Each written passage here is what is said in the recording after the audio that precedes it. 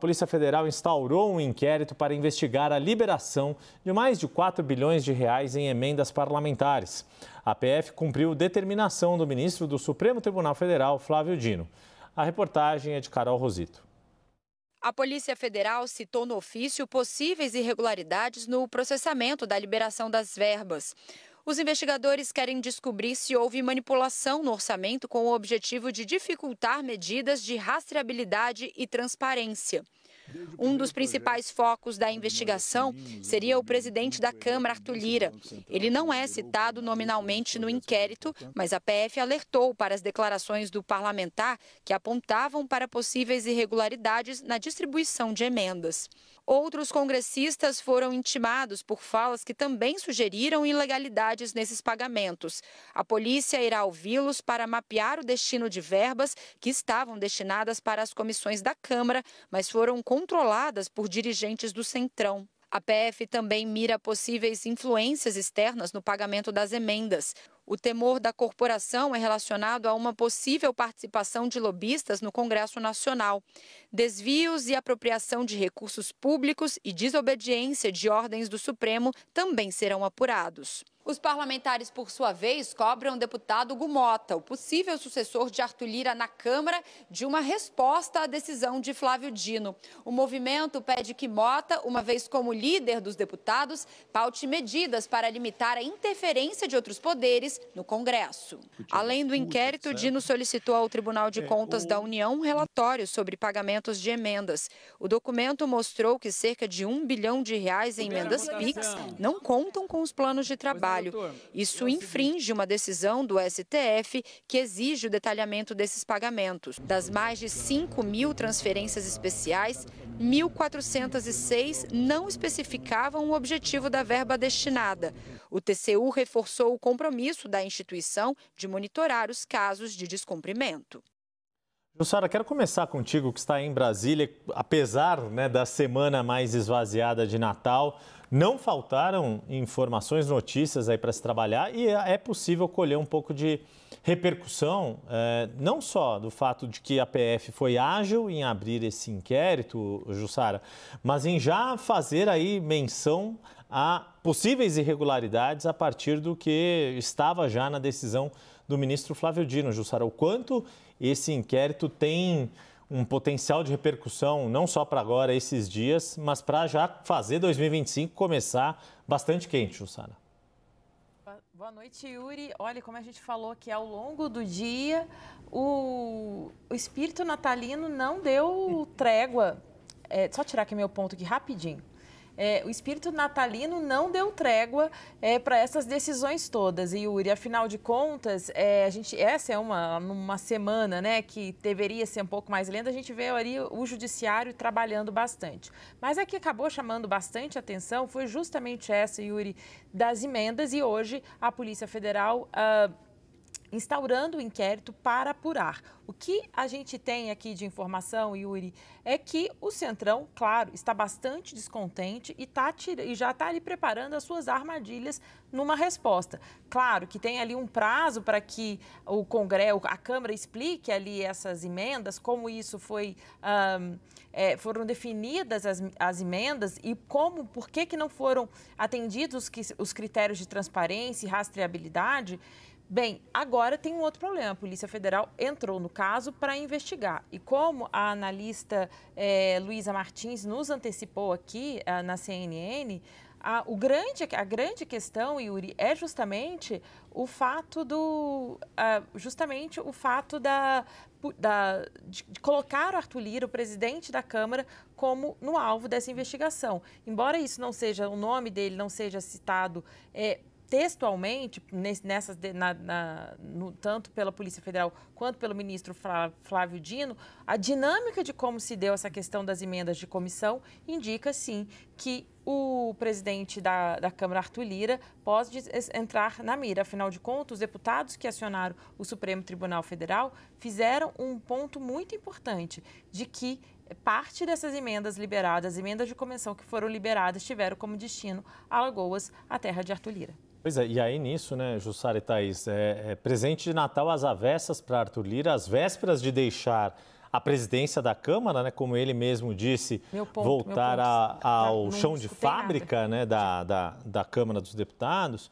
E no momento em que havia toda uma discussão se ele seria ministeriável ou não, Thaís, com esse inquérito ali já pesando sobre ele e sobre o seu sucessor, Hugo Motta, que vai ter que assumir também um pouco desse papel de defesa corporativa, né, interna corporis ali, ou melhor, externa corporis, né, fazer a defesa de corpo da Câmara, promessa aí de um 2025 já com emoções pela frente.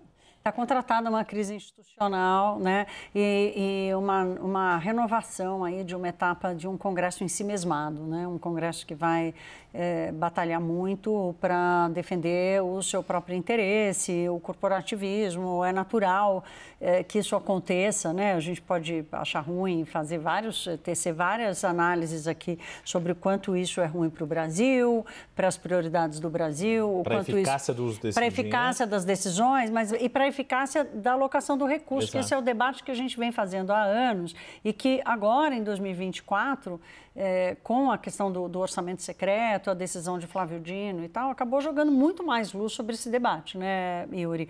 Esse é um ponto que eu bato muito. A política pública num país como o Brasil, né, dimensões continentais, com diferenças culturais, diferenças de renda, baixíssima infraestrutura, essa pulverização, ela não colabora com a melhora da qualidade da alocação do recurso público no Brasil, que é uma chaga no Brasil, né? Já é uma chaga e que aí, portanto, agora ganha mais risco. E toda vez que a gente fala de um orçamento e de uma parcela cada vez maior do orçamento que está sendo mal gerida, não é só de crise institucional que a gente está falando. A gente está falando da manutenção de uma situação da gestão do dinheiro público, das contas públicas, do direcionamento, do avanço do Brasil de baixa qualidade. E de alto risco. Né? Exato, e é importante você mencionar isso, porque aqui não se trata nem de eventual desvio do dinheiro público. Claro que também há situações, sim. Aquela Operação Verclim é o exemplo mais eloquente, o chamado à Polícia Federal é um indício Exato. De que eles têm essa desconfiança. Mas é a questão, de fato, né, do quanto é um recurso que é mal aproveitado, que ele poderia ser mais bem aproveitado. Deixa eu chamar a atenção para um outro ponto que está já no despacho do ministro Flávio Dino, que também foi mencionado nesta abertura de inquérito, porque a Polícia Federal também decidiu convocar para depoimento os congressistas que eram citados na decisão do ministro Flávio Dino. Ele mencionou um senador e 3 deputados, sendo que o senador Cleitinho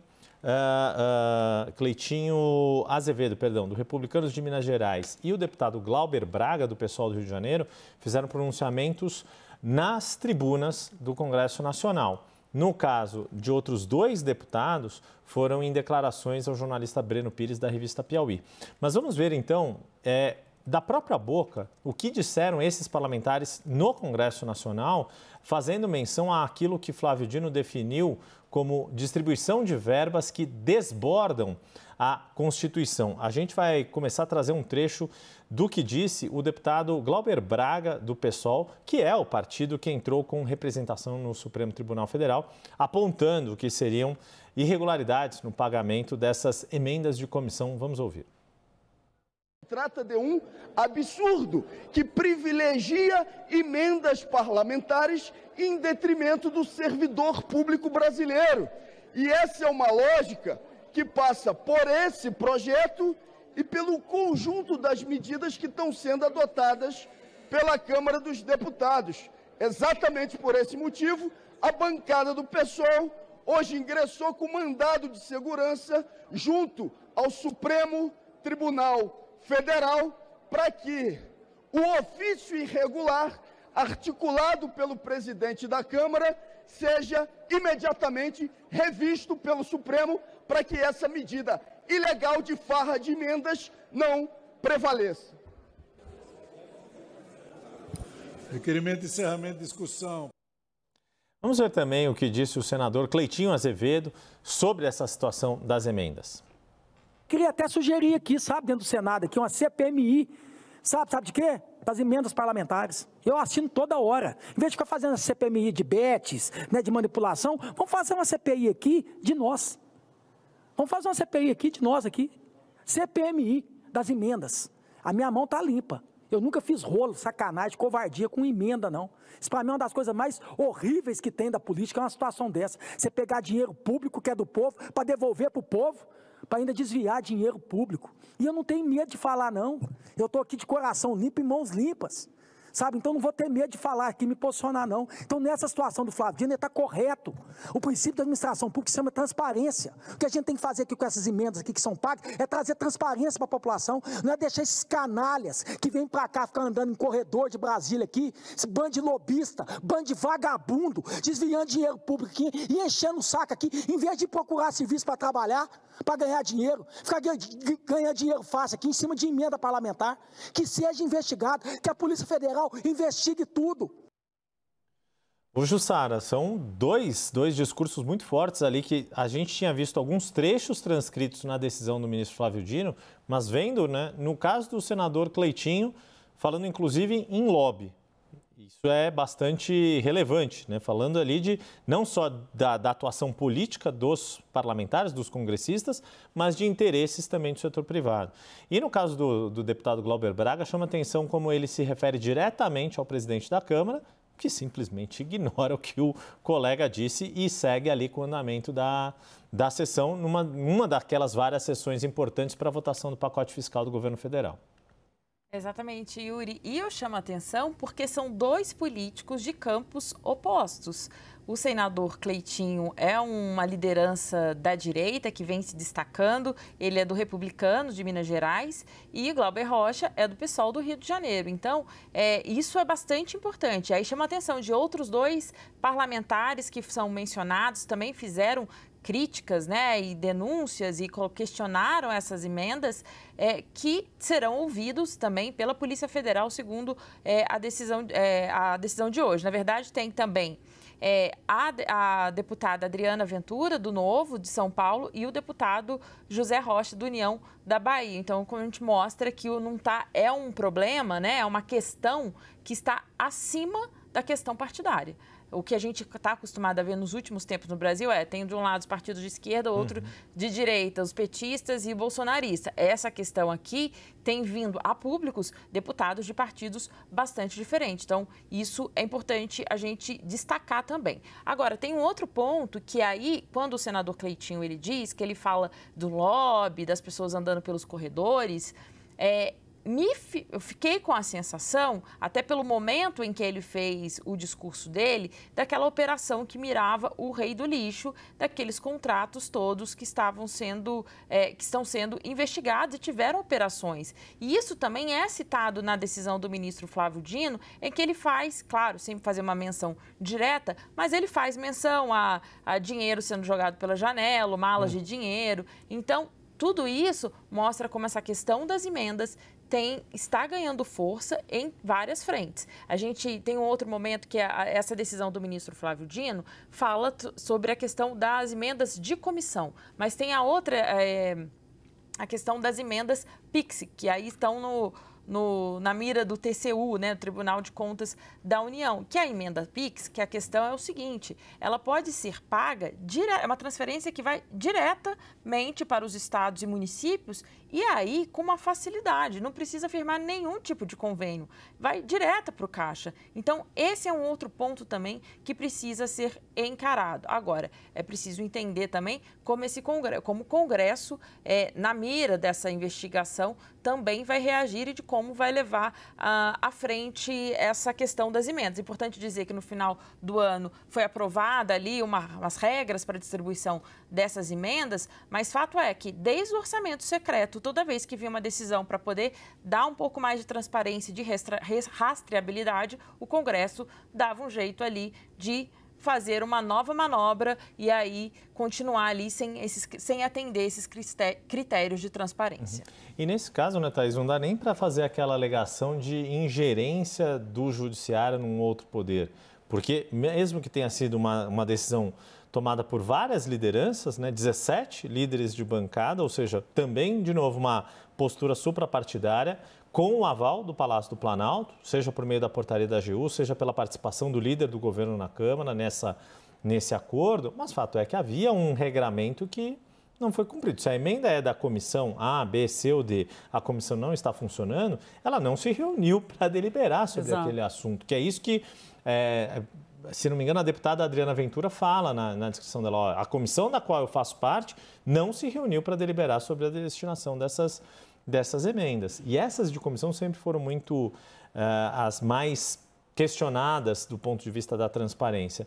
Agora, a questão é como é que vai ser a hora que esses depoimentos ocorrerem, a hora que esses congressistas forem chamados a falar perante uma autoridade policial numa investigação, se de fato tudo isso que eles estão apontando ali na retórica da tribuna do Congresso vai valer para uma investigação, né? Não deveria, né, Yuri? Vamos falar aqui o seguinte, né? Se tem uma coisa que o Brasil não pode é normalizar o que está acontecendo com a alocação das emendas, né?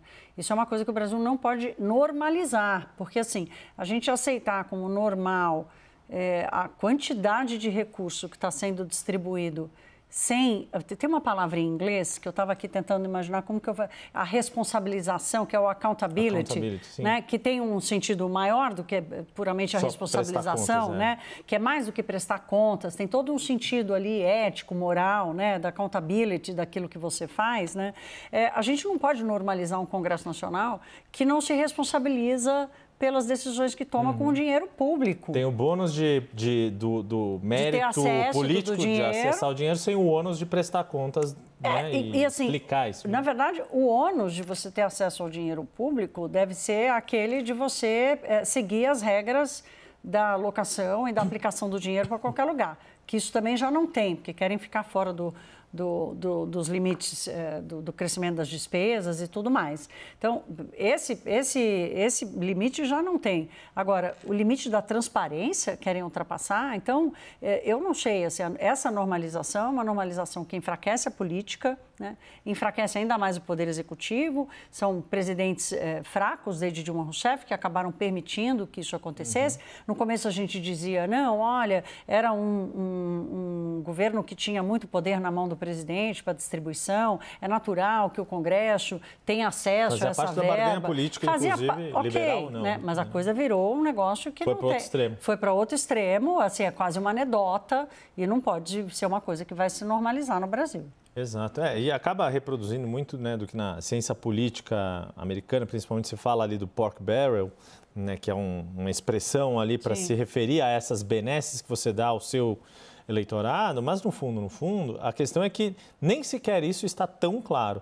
E aí, fazendo também um outro contraponto, que eu já ouvi de algumas pessoas sérias, dedicadas ali no serviço público, que as emendas PIX, por exemplo, acabaram ganhando esta fama por serem muito rápidas de chegar na ponta, mas elas podem ter um mérito. Por exemplo, uma prefeitura que tem uma única ambulância, e vários casos de prefeituras no Brasil têm uma só ambulância, essa ambulância quebra. Se você depender de ter a verba ali disponível, fazer um processo licitatório, etc., você vai perdurar muito mais, vai ser muito mais longo o período que você não vai ter à disposição esse veículo. Então, se o instrumento é eficiente, teria que ser para uma quantia módica, não para... Você não precisa destruir o instrumento, você pode manter o instrumento desde com regras e limites e prestação de contas e tudo mais, né? Porque a gente sabe como o Brasil é carente, né? As prefeituras são carentes, então assim, não é para demonizar um instrumento, é apenas para transformá-lo numa coisa transparente. Né? Exato, e não dá margem a essas situações. Né? Voltando à referência inglesa, né? É o problema de contar com common sense, né? Que é o bom senso, que infelizmente não é tão comum assim quanto a expressão de origem da língua inglesa sugere.